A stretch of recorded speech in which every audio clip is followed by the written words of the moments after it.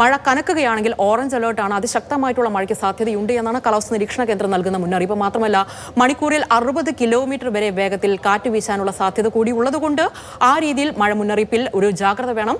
മാത്രമല്ല മഴ കനക്കുന്ന സാഹചര്യത്തിൽ പല ജില്ലകൾക്കും വിദ്യാഭ്യാസ സ്ഥാപനങ്ങൾക്ക് അവധി നൽകിയിട്ടുണ്ട്. കാസർകോട്ട്, കോഴിക്കോട്, മലപ്പുറം, തൃശൂർ, പാലക്കാട്, എറണാകുളം, കോട്ടയം, ആലപ്പുഴ, ഇടുക്കി, പത്തനംതിട്ട ജില്ലകളിലെ മുഴുവൻ വിദ്യാഭ്യാസ സ്ഥാപനങ്ങൾക്കും ഇന്ന് അവധി നൽകിയിരിക്കുകയാണ്.